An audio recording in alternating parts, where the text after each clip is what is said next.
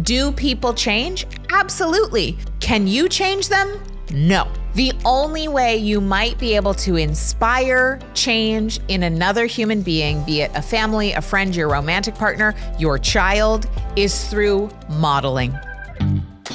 Welcome to Plenty. I'm your host, Kate Northrup, and together we are going on a journey to help you have an incredible relationship with money, time, and energy, and to have abundance on every possible level. Every week, we're going to dive in with experts and insights to help you unlock a life of plenty. Let's go fill our cups. I get some version of the following question all the time, and that is, what do I do if I'm like all committed to this abundance stuff and I'm in expansion and I believe in the energy of money and I'm really committed to expanding in this way, except that I'm partnered with or married to someone who is deeply rooted in lack and scarcity? So this happens all the time. I'll be perfectly honest, it's kind of like my parents.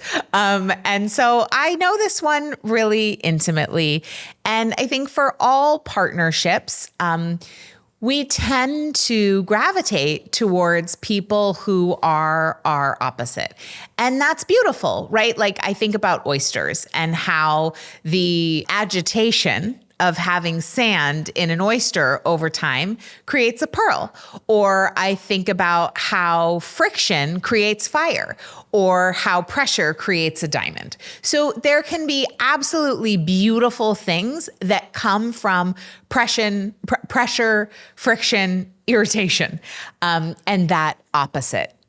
I will also say that I think that we can all teach each other things. And sometimes when we are partnered with someone who's more grounded in the tangible, what we can see and feel, when we are more into the intangible 5D reality of manifestation or energy, actually, it can be beautifully grounding for us if we would allow ourselves to receive the medicine that our partner is bringing. So first up, what I would say is that in general, when our partner is rooted in scarcity, when we are working on rewiring ourselves for abundance, we can frame that as this is happening for me, for my own growth, because if it's happening, it means I can learn something from it.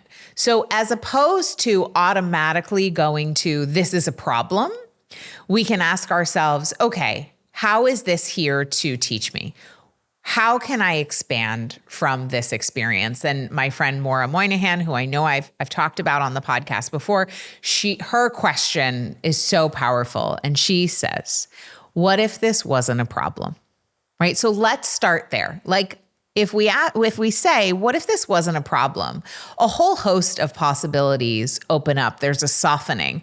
There's an opening for us to be able to see ways of relating or see lessons or gems that we couldn't see before when we were relating to our partner's relationship with abundance as a problem.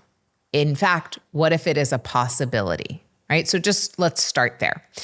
The second thing that I would say is I really frequently see, and this is especially with women, especially in heterosexual couples, but I'm sure it happens everywhere.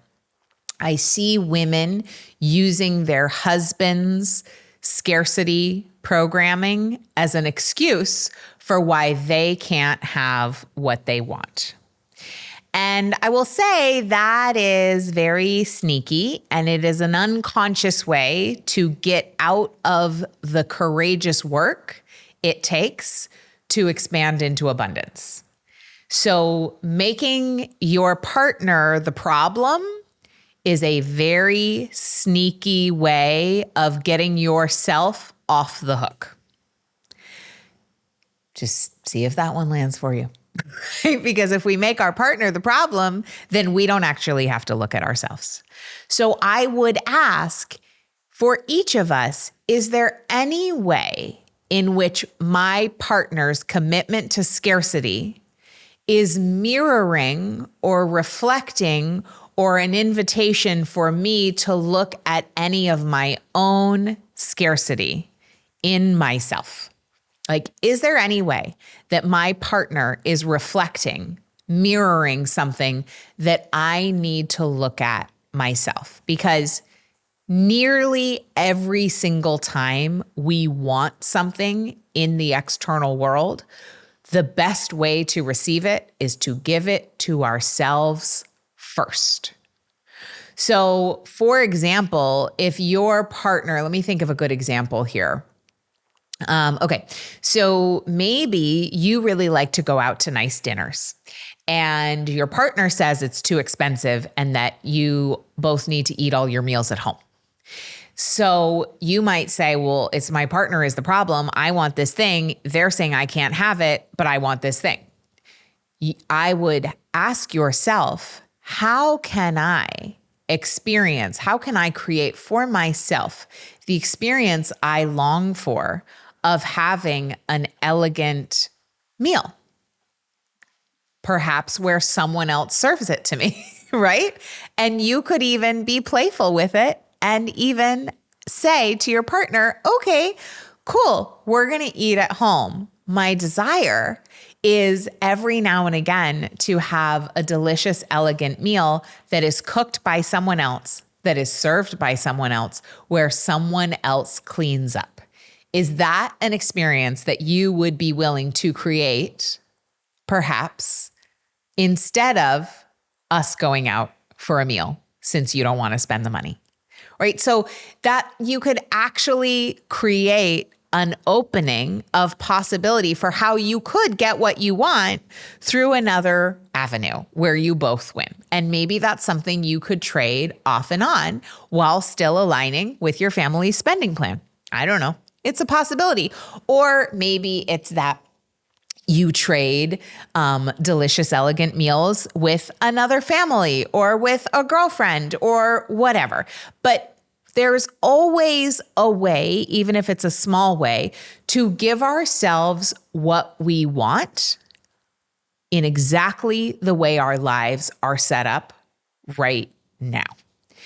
And the act of giving yourself permission to have what you want with your life exactly the way it is right now always creates an opening for you to have even more of that experience.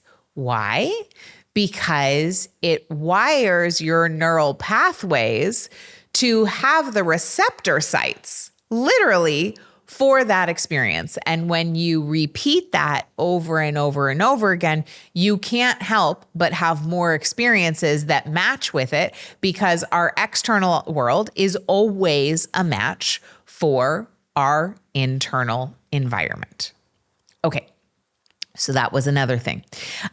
When your partner is rooted in scarcity, it is very frequently due to their own money story. And that's why it's really important in relationships to understand our partner's money stories. What was it like for them growing up? What did they experience around money? Do they have any emotional hangovers around money? Any financial traumas?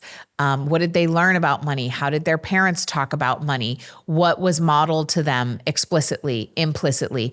Because they are walking around with that programming. You have to understand you're not only partnering with your person, you're also partnering with their lineage.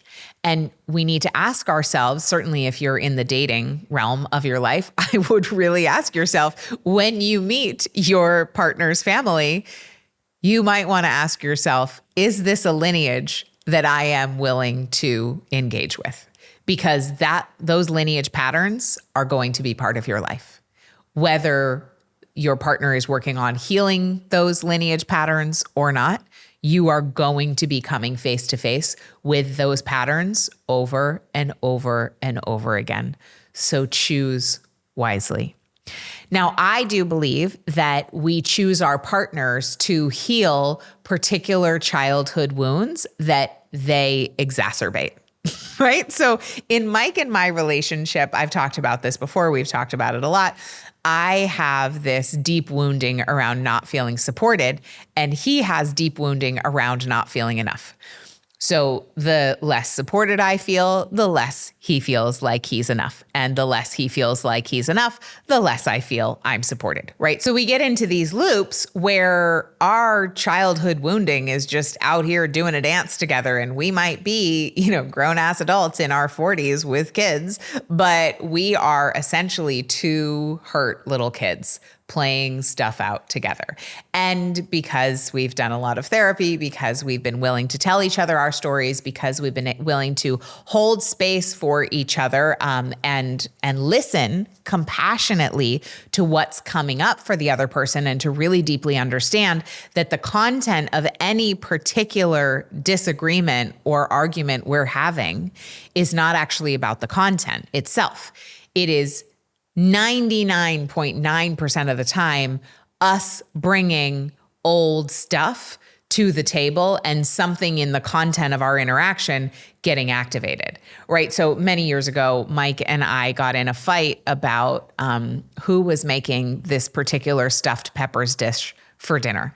And I can't even remember the details of the conflict, but I know it was about stuffed peppers externally, right? We were fighting about stuffed peppers, which, now is ridiculous. And again, I cannot remember what happened, but I do know it was one of our first huge fights. And I was asking myself in that moment, oh my God, did I marry the wrong person? I mean, it was that bad. Now, of course, I for sure married the right person.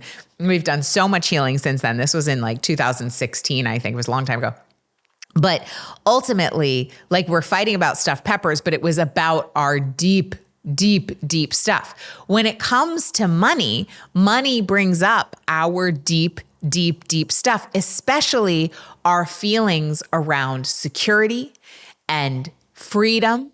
And some people overcouple money and love. I certainly have had patterns of that in the past. So especially in romantic partnership, we can get really deep into the quagmire when it comes to money and partnership and possibility and safety and security and values and all of that stuff. So all I'm saying here is understanding your partner's money story is critical.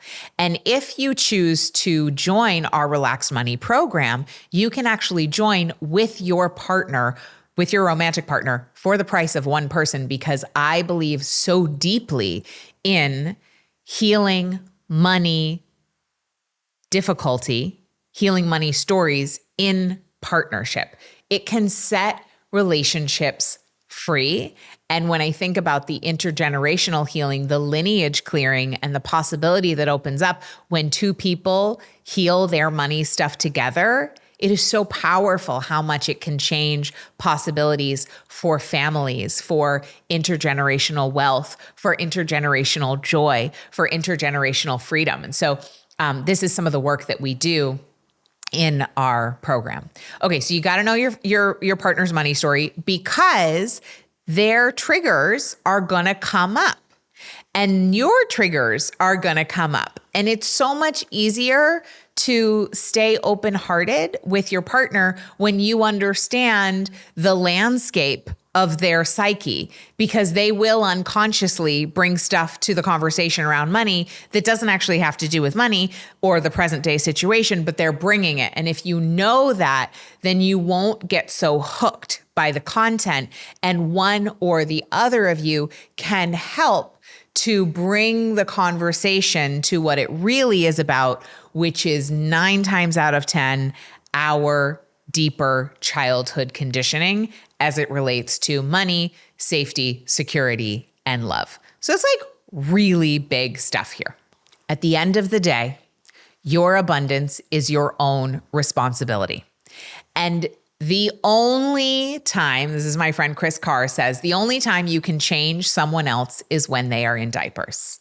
Okay. So whoever your partner is who your partner is, and you are not going to change them. Do people change? Absolutely. Can you change them? No.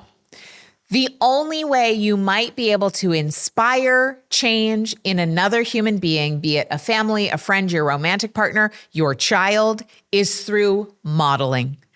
So your job is to stay committed to your own financial healing journey. That's it. Keep your eyes on your own paper. I promise you, you will get hooked. You will want everyone else to come with you. You will feel like, oh, I can't do this unless my husband or my partner comes along. And I promise you, you are wrong. You can absolutely do this with your own sovereignty, with your own level of commitment. Would it be wonderful if they came with you? Yes. And guess what? You can invite them in a lovely, loving, delicious way. What ends up happening is, for so many years, women in particular have been disappointed. And I'm not pointing fingers at men right now. I'm just saying this is a dynamic that I see where women are perpetually disappointed. And so when it comes to inviting their partner into a new possibility, they're already in deep disapproval and crankiness. Okay? So the invitation is not very appealing. And so what I would do is find your approval muscle, right? So how does your partner show up in ways that delight you?